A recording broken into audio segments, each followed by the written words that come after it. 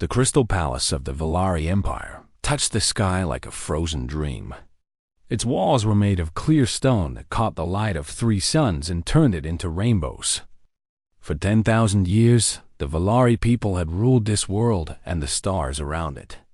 They were tall and beautiful, with silver skin that glowed softly in the dark and eyes like liquid gold.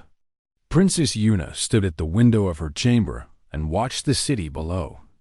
She was 23 years old today, and this was the most important day of her life. Today was her coming-of-age ceremony, when all Valari women were tested to see if they could bear children. She touched the cold glass with her long silver fingers. Her heart was beating fast, but she kept her face calm. A princess must never show fear. Her father had taught her this since she was a little girl. "Your Highness," said a soft voice behind her. "It is time."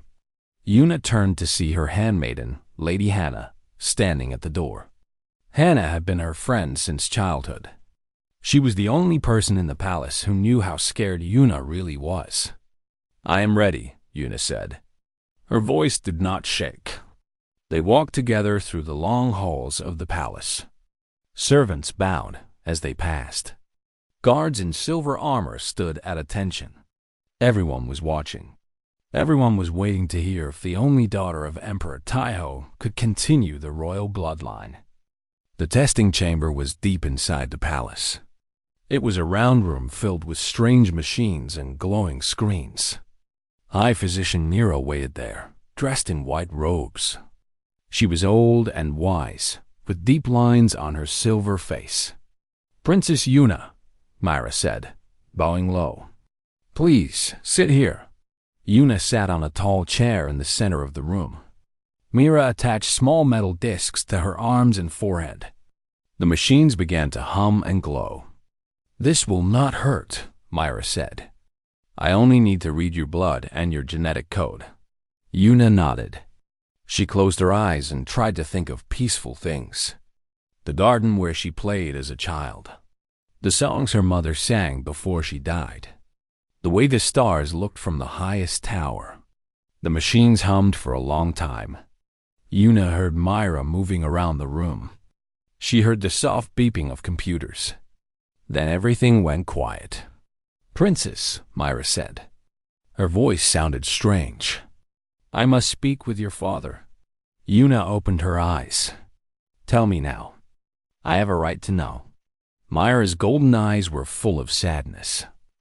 "Your Highness, your genetic code is unusual. There's a rare marker in your blood. It means that your body will reject the biological contribution of any Valari male." Yuna felt the world spinning around her. "What does that mean?" "It means," Myra said quietly, "that you cannot have children with anyone of our kind." The next few hours passed like a bad dream. Yuna sat in silence while Myra spoke with her father.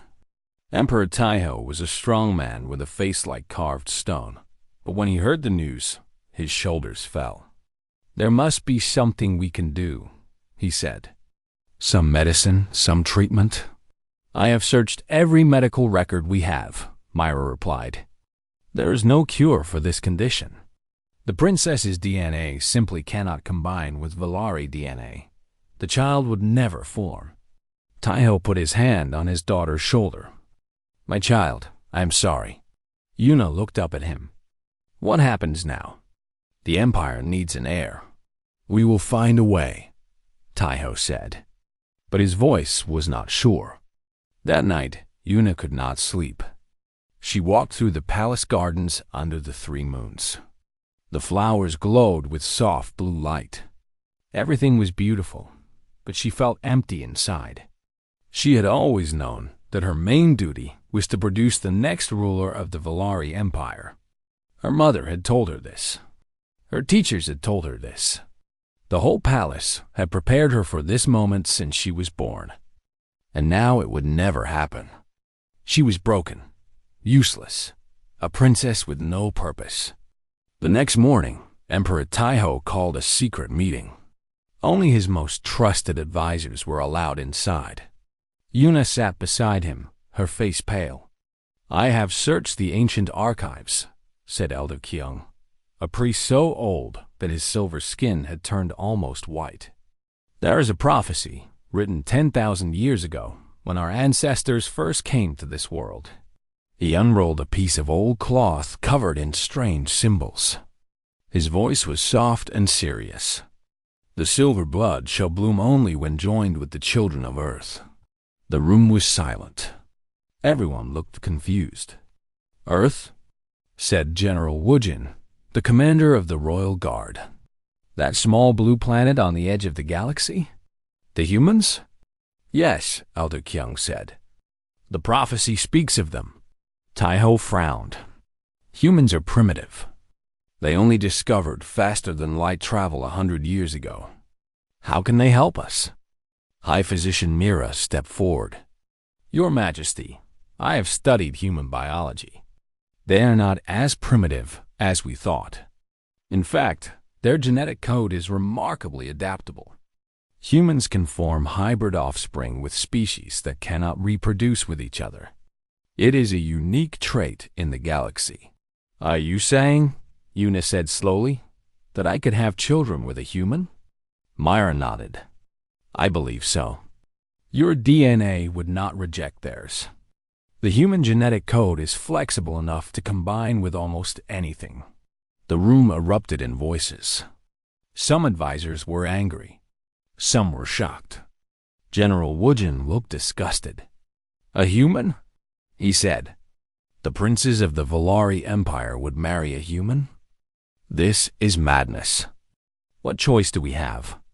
Taiho asked. His voice was tired. "Without an heir, the Empire will fall into civil war when I die. My nephew Doan would take the throne, and he is not fit to rule." Yuna sat very still. She understood what her father was saying. She would be sent to Earth to find a husband. She would marry a stranger from a strange world.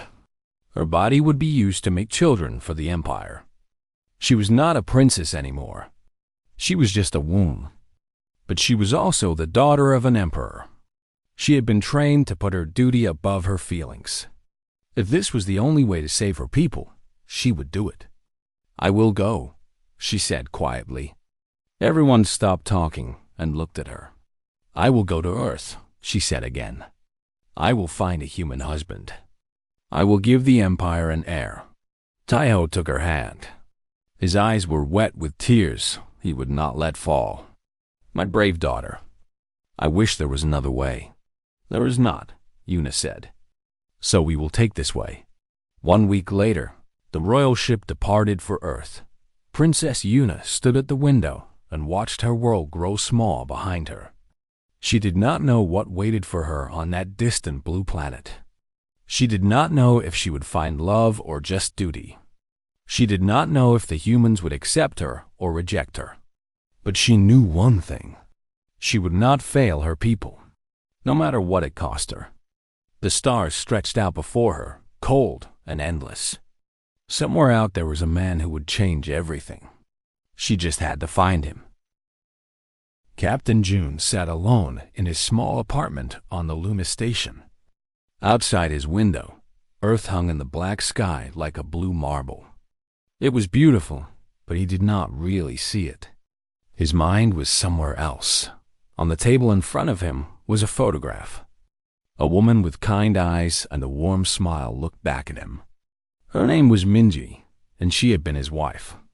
2 years ago, she died when raiders attacked the colony where she worked as a doctor. June survived because he was on a mission far away. He had not been there to protect her dot since then. He had thrown himself into his work. He took the most dangerous missions. He volunteered for the hardest jobs. He did not care if he lived or died. There was nothing left for him to live for. A knock on his door broke his thoughts. "Come in," he said. Admiral Sujin stepped inside. She was a small woman with gray hair and sharp eyes. She had been June's commanding officer for 10 years and his mentor for even longer. "I have a mission for you," she said. "But this one is different." June looked at her. "Different how?" Sujin sat down across from him. Have you heard of Valari Empire? The silver people who rule the eastern sector? Of course. We have a trade agreement with them. They have sent us a very strange request. Sujin paused. Their princess cannot have children with her own kind. She needs to marry a human. June stared at her. What? I know it sounds crazy, but they are serious. They want us to send a man of good character and strong body to be considered as her husband. Why are you telling me this? Sujin looked at the photograph on the table.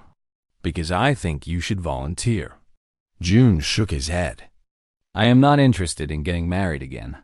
June, Sujin said gently, you have been dead inside for 2 years. You take missions hoping you will not come back.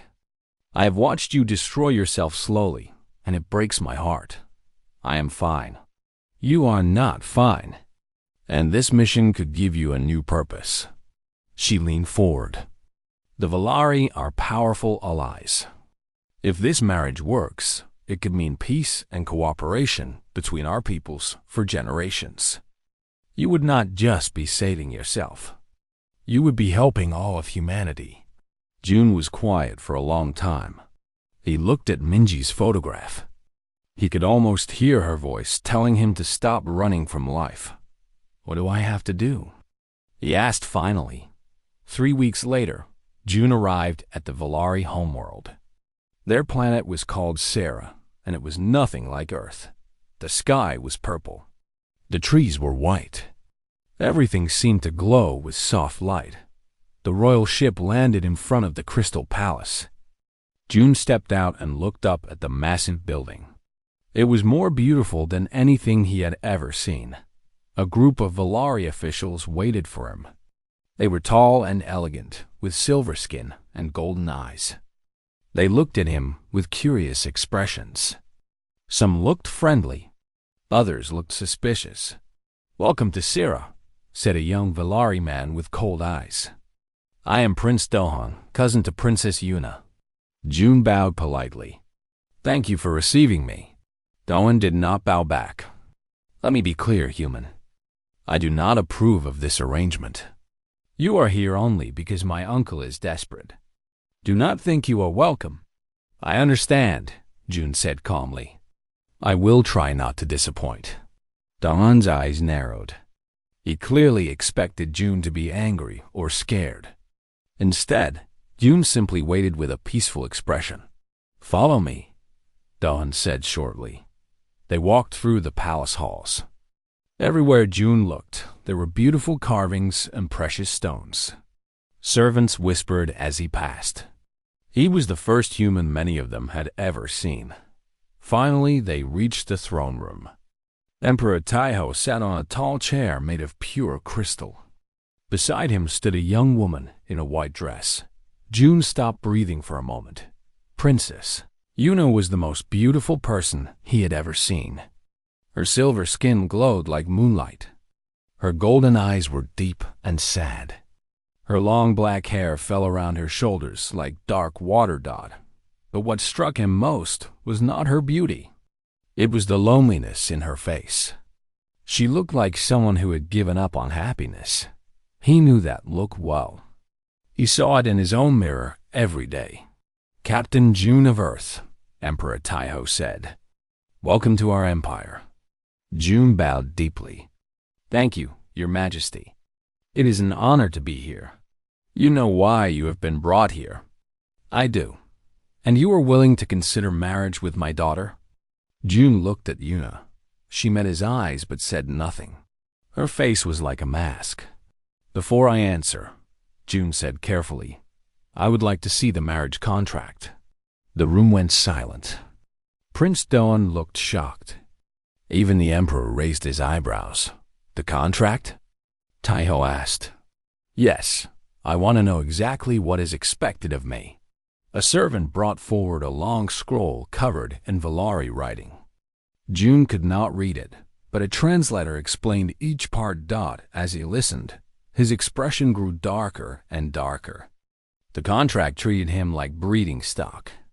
He would have no rights, no freedom. He would be kept in the palace only until children were born, and then he would be sent away. No, June said when the reading was finished. Everyone stared at him. What did you say? Doan demanded. I said no. I will not sign this contract. Emperor Taiho stood up. You refuse? I refuse to be treated like an animal. June's voice was calm but firm. Where I come from, marriage is a partnership between equals. If I'm going to marry your daughter, I want to be her husband, not her tool. I want to stand beside her, not behind her. I want to raise our children together, not be thrown away once they are born. The court erupted in angry voices. Guards moved forward. But June did not step back. Princess Yuna raised her hand. The room fell silent. Wait, she said. It was the first time she had spoken. Her voice was soft but clear. Let him explain. June turned to her. Your Highness, I know what it feels like to be used. I know what it feels like to have no choice. If we do this, I want us to do it as partners. I want us to build something real together. Even if we do not love each other at first, we can try to respect each other. We can try to be friends. Yuna's golden eyes studied him for a long moment. No one had ever spoken to her like this before. No one had ever offered her respect instead of demanding obedience.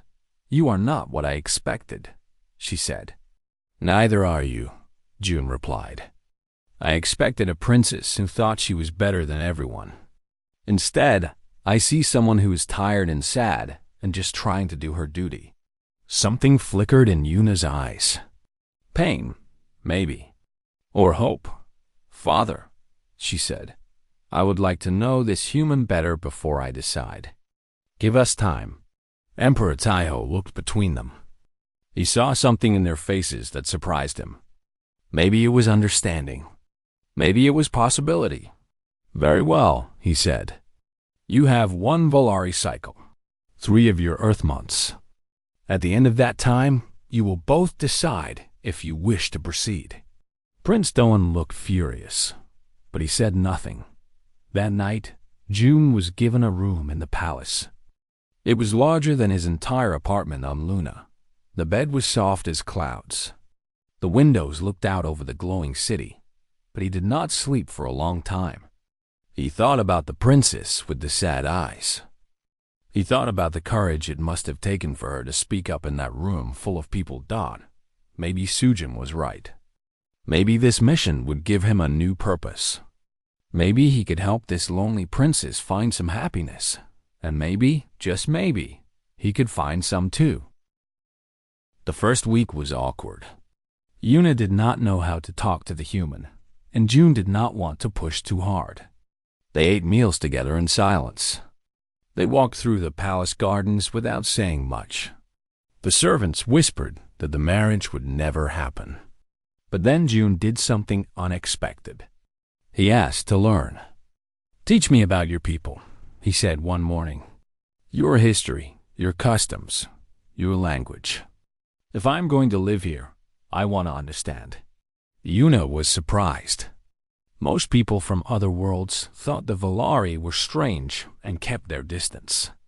No one had ever wanted to learn before. Why? She asked. Because your world is beautiful, June said simply. And because I want to know you. So Yuna began to teach him. She showed him books in the royal library. She explained the meaning behind Volari art. She taught him basic words in her language. At first, she expected him to grow bored and give up. Humans were supposed to be impatient. Humans were supposed to be crude. But June surprised her again. He studied hard. He practiced the difficult Volari sounds until his throat hurt. He asked thoughtful questions that showed he was really listening.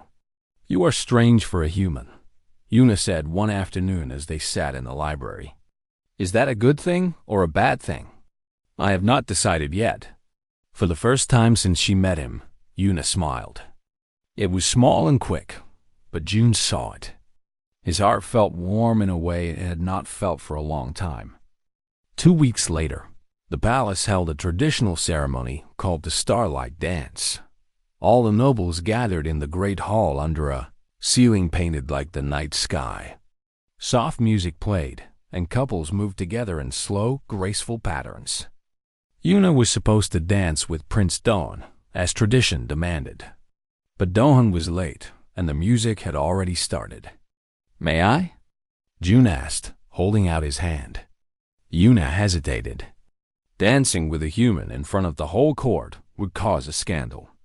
But something in June's kind eyes made her say yes. They moved together onto the dance floor. June had been secretly practicing the Valari steps with Lady Hana, and he did not embarrass himself. The other nobles stared and whispered, but Yuna found that she did not care. "You dance well," she said. "I had a good teacher." They were quiet for a moment, moving with the music. The stars painted on the ceiling seemed to shine down on them.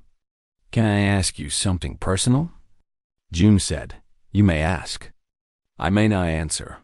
Why do you always look so sad?" Yuna almost stopped dancing. No one had ever asked her that directly. Everyone pretended not to notice.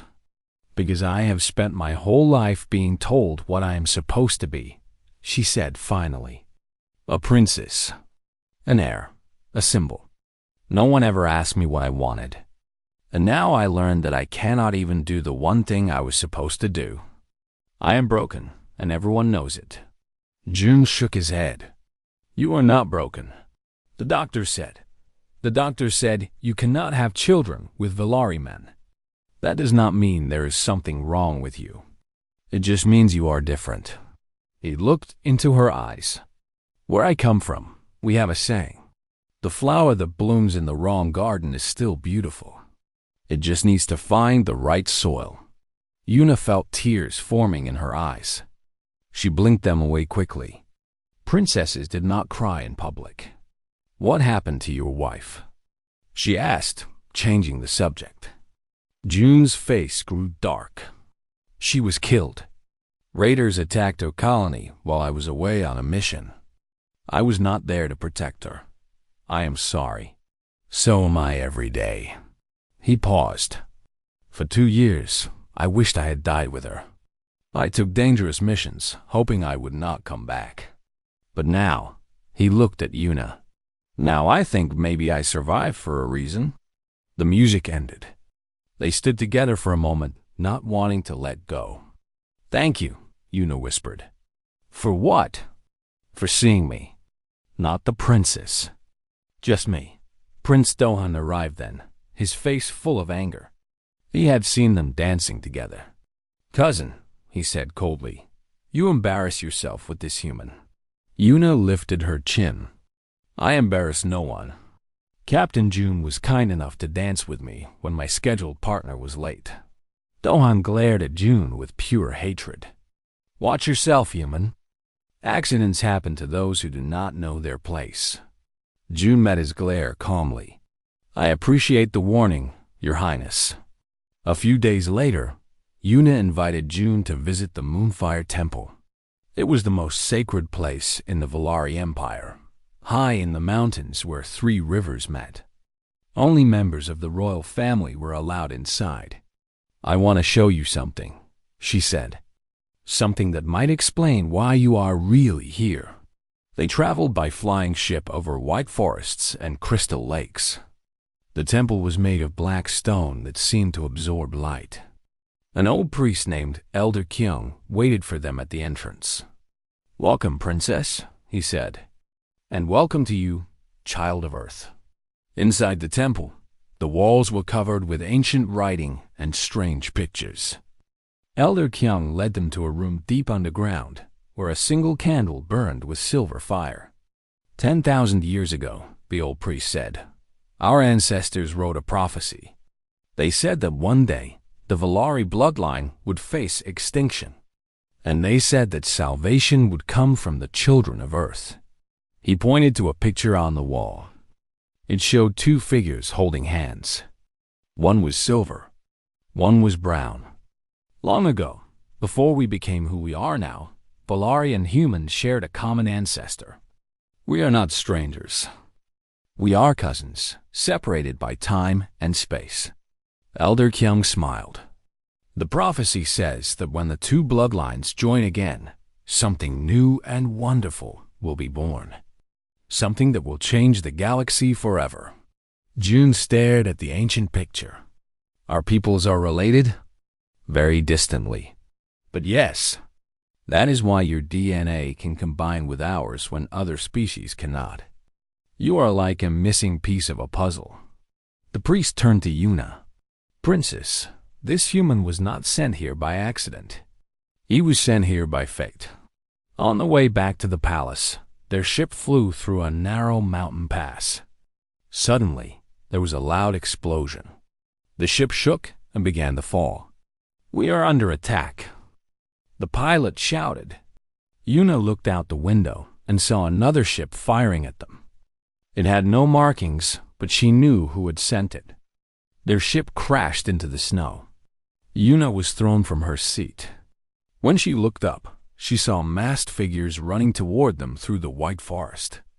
Stay behind me, June said. He picked up a metal bar from the wreckage and stood in front of her. The attackers came fast. There were 5 of them, carrying energy weapons. June should have been killed in seconds. But something happened that the attackers did not expect.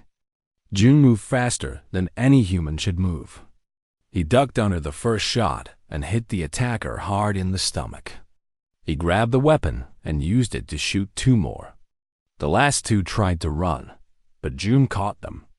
When it was over, he was bleeding from a wound in his side, but he was still standing. How? Yuna gasped. How did you do that? June smiled weakly. Humans are hard to kill. We do not give up easily. He fell to his knees. The wound was deep. Blood soaked through his shirt. No! Yuna ran to him. She pressed her hands against his wound, trying to stop the bleeding. Hold on. Help is coming. Hold on. June looked up at her. His face was pale, but his eyes were peaceful. See, I told you. The wrong garden. Just needs the right soil. He passed out in her arms. When the rescue team finally arrived, they found the princess holding the human close, her silver tears falling onto his face. She was whispering the same words over and over. Do not leave me. Please do not leave me. It was then that she knew. Somewhere along the way, she had fallen in love with him. June woke up 3 days later in the Royal Medical Wing. The first thing he saw was Yuna sitting beside his bed, dark circles under her golden eyes. You look terrible, he said, his voice weak. Yuna laughed. It was a real laugh, not the polite kind she used at court. You almost died, and you were worried about how I look? I am always worried about you. Something passed between them in that moment. Something that did not need words. The doctors say you will recover fully, Yuna said. They were amazed. A Valari with that wound would have died. But your body healed itself faster than they thought possible. Humans are stubborn, June said with a small smile.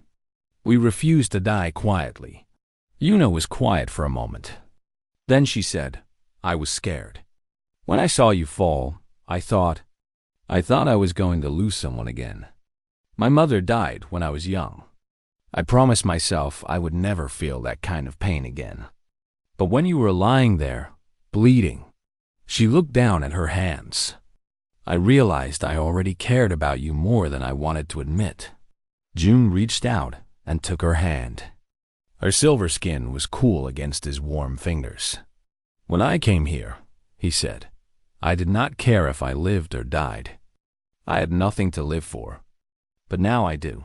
What do you mean? I mean I want to marry you. Not because of duty, not because of the prophecy, because I love you. Yuna's eyes filled with tears. You love me? I do? I think I have loved you since that first day, when you stood up for me in the throne room. You were so brave and so sad, and I wanted to take away your sadness. I still do. Yuna leaned forward and pressed her forehead against his. It was an old Valari gesture of deep affection. "I love you too," she whispered. 2 weeks later, when June was strong enough to walk, they announced their engagement. The Empire reacted with mixed feelings. Many people were happy that the princess had found love, but many others were angry that she was marrying a human. Prince Dohun was the angriest of all. The investigation into the attack had found no proof that he was involved, but everyone knew the truth. He had tried to kill June, and he had failed. "This is not over," Dohun told his allies in secret. "That human has taken what is mine. The throne should be mine. I will not let him steal it."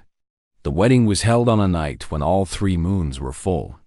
The ceremony took place in the great hall of the Crystal Palace, under chandeliers that sparkled like stars.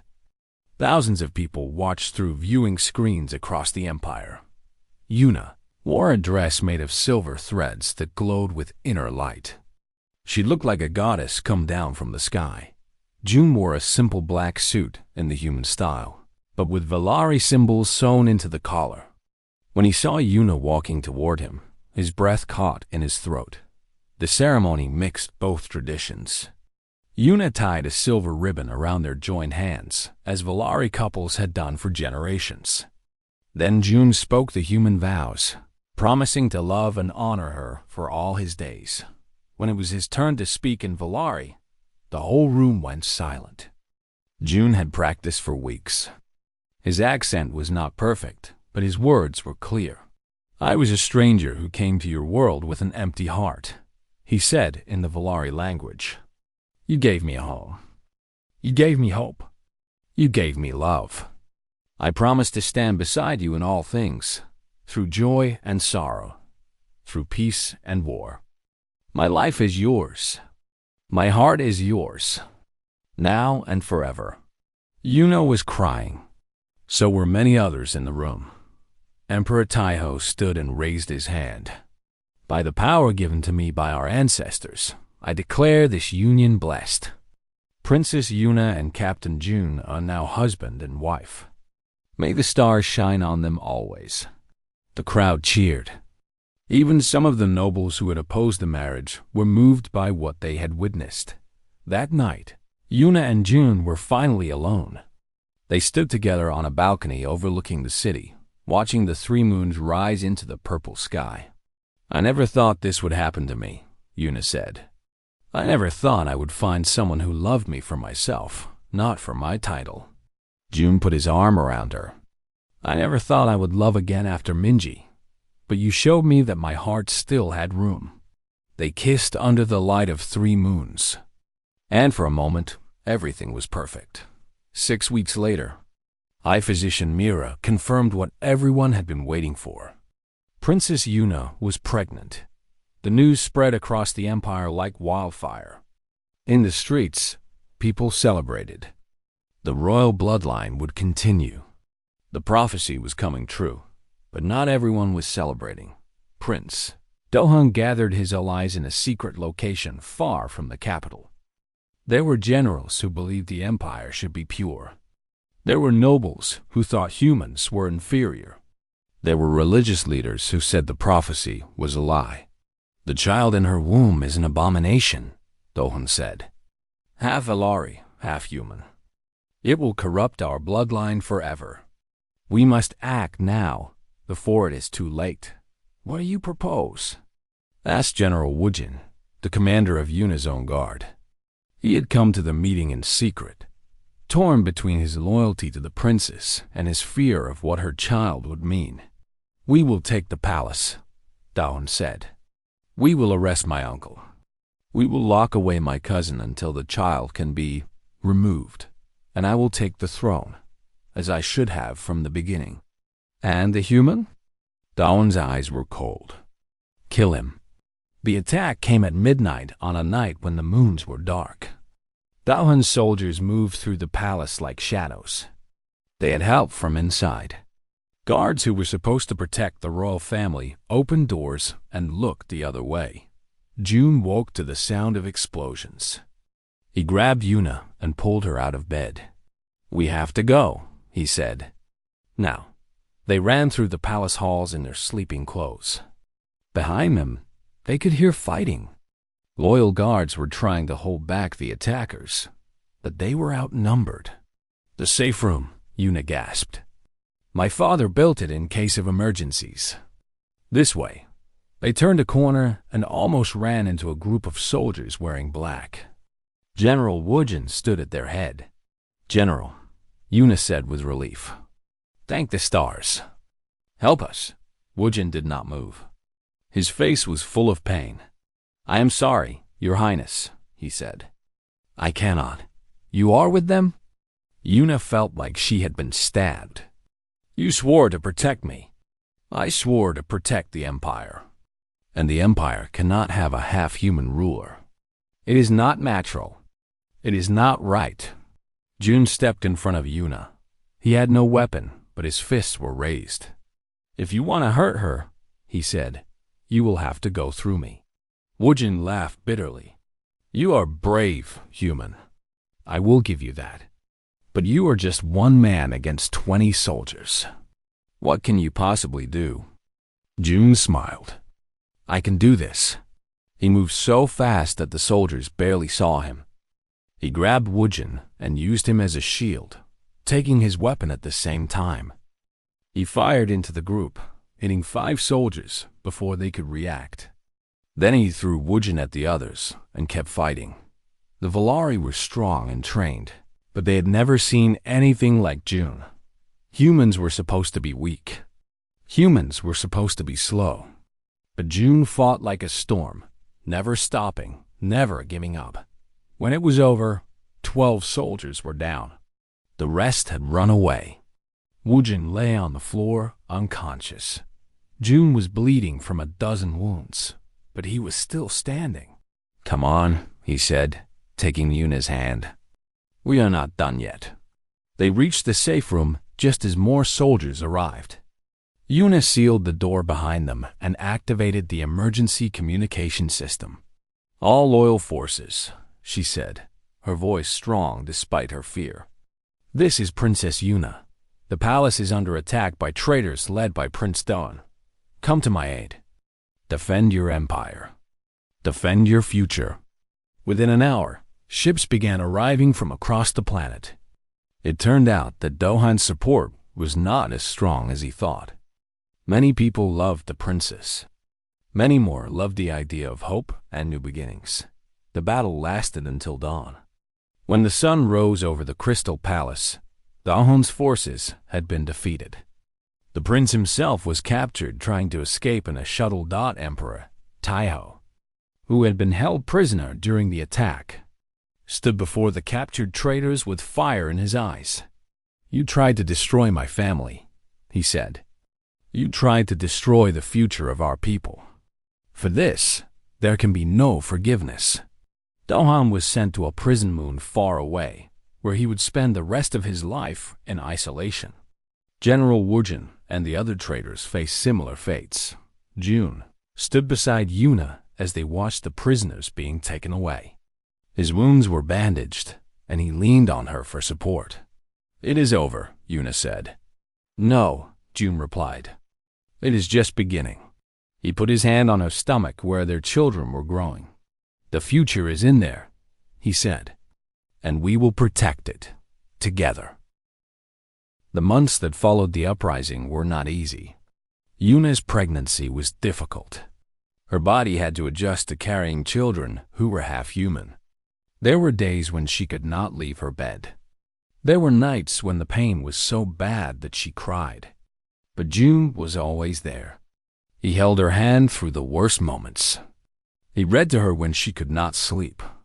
He talked to the babies growing inside her, telling them stories about Earth and about their future. Physician Nero worked closely with human doctors who came from Earth to help. They learned from each other. Valari medicine was advanced in some ways, human medicine in others. Together, they found solutions to problems neither could have solved alone. "The babies are healthy," Myra reported one day. "They are growing well." And there is something else. There are two of them? Twins? Yuna's eyes went wide. Yes, a boy and a girl. They are perfect. June sat down heavily. He had not expected this. Two children at once. Two leaves depending on him. For a moment, he felt scared. Then Yuna took his hand, and the fear went away. We can do this, she said. Together. Lady Hana stayed by Yuna's side throughout the pregnancy. She helped with everything from choosing names to preparing the nursery. She was the closest thing Yuna had to a sister. One evening, a package arrived at the palace. It was beautifully wrapped in silver paper with a note that said it was a gift for the babies. Hannah went to open it.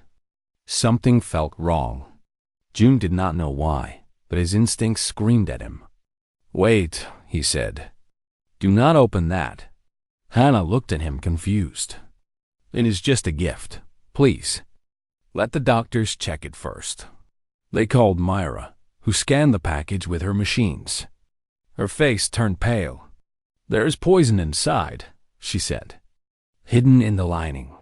If anyone had touched it for more than a few seconds, they would have died. Everyone went silent. Yuna felt cold all over. Doan, she whispered.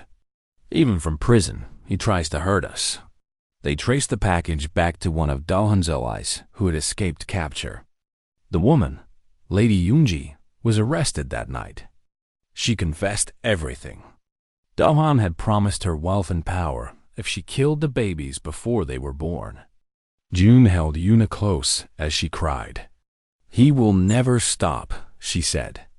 He will keep trying to hurt us. Then we will keep stopping him, June said. As many times as it takes. I will not let anyone harm our family. Hana, who had almost been killed by the poison, recovered quickly thanks to human medical techniques that June had introduced to Valari doctors. She was shaken but grateful. You saved my life, she told June. How did you know? I did not know. I just felt that something was wrong. He smiled. Humans have good instincts. We learn to trust them in order to survive. As the due date approached, the whole empire held its breath. People sent gifts and prayers from every corner of the galaxy. Earth sent a delegation of ambassadors. The three moons aligned in a pattern that happened only once every 1,000 years. Elder Kyung said it was a sign from the ancestors. On the night the babies were born, both suns were setting at the same time, painting the sky in shades of gold and purple. Yuna was in the birthing chamber, surrounded by doctors. June held her hand and refused to leave. You are doing so well, he told her. Just a little more. Yuna screamed. The pain was worse than anything she had ever felt. But she thought about her children, about the future, about everything she and June had fought for. She pushed through. The first cry filled the room like music. A boy with silver-tinted skin and his father's dark eyes. He was strong and loud, his tiny fists waving in the air. A prince, Myra announced, tears in her eyes. A healthy prince. Minutes later, the second baby came. A girl with her mother's graceful features and a mix of silver and brown in her skin. She was quiet, looking around with curious golden eyes. A princess, Myra said. Both children are perfect. Both are healthy. June looked at his children for the first time. His heart felt like it would burst. He had never known love like this. It was bigger than anything he had ever felt. Yuna held the babies in her arms, one on each side. She was exhausted but happier than she had ever been. What should we name them? She asked. June thought about it. The boy should have a name that means strength. What about Haejun? It means great and talented in my language. Haejun, Yuna repeated. I like it. And the girl? Sora. It means sky. Because she will fly higher than anyone. Haejun and Sora. Yuna smiled. Our children. The birth was announced to the Empire the next morning. Screens in every city showed images of the babies. People cheered in the streets. Children waved flags. Old people cried with joy. Even those who had doubted the marriage were moved. The babies were beautiful. They were real. They were the future. Emperor Taiho came to see his grandchildren. The old man had aged much in the past year. The stress of the uprising and the worry over his daughter had taken their toll. But when he held Heijin in his arms, his face lit up like the sun. "My grandson," he said, "my heir. You carry the blood of two worlds in your veins. You will grow up to do great things." He looked at June with new respect. "I was wrong about you, son. I thought you were just a tool, a means to an end. But you have become so much more. You have become family." June bowed. "Thank you, Your Majesty. I will spend the rest of my life trying to deserve that honor." Taiho shook his head. "You have already earned it, 100 times over." A few months later, Emperor Taiho made a formal announcement. He adopted June as his son and gave him the title of Prince Consort. It was the highest honor ever given to someone not born Valari.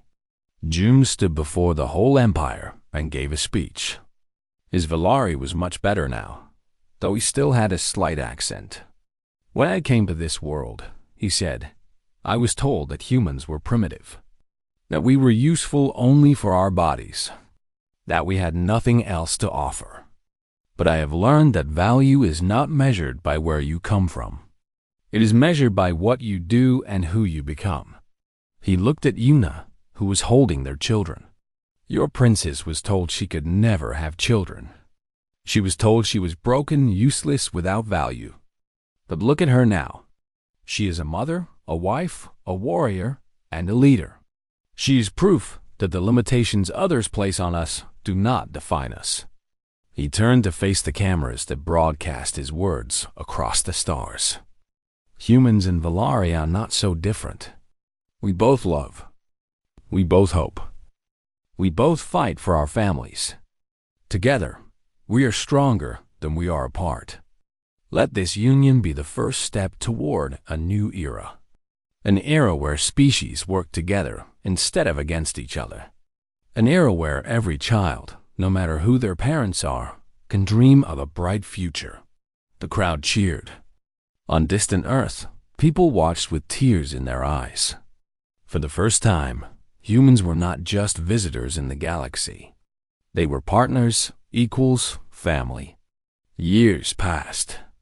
Heijin and Sora grew up in the Crystal Palace, loved by parents who never forgot how hard they had fought to have them. Heijin was bold and brave, always getting into trouble. Sora was quiet and wise, always watching and thinking. They learned both languages. They studied both histories. They trained in both fighting styles. They were bridges between two worlds. And when they looked up at the stars at night, they knew that the universe was full of possibilities. Their father had come from a small blue planet on the edge of the galaxy. Their mother had been told she could never have children. Yet here they were, proof that love could overcome any obstacle.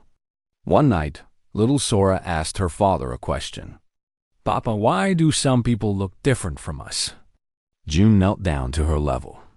"Because the universe is very big, and it has room for many kinds of people. Some have silver skin like your mama. Some have brown skin like me. Some have scales or fur or feathers. But inside, we are all the same. We all want to be loved. We all want to belong." Sora nodded seriously. "I want to help people belong." June smiled. "Then someday you will." He stood up and looked at the stars. Somewhere out there were worlds they had never visited, peoples they had never met, problems they had never solved. The future was uncertain. It always was. But he was not afraid anymore. He had a family. He had a home. He had hope. And that was enough.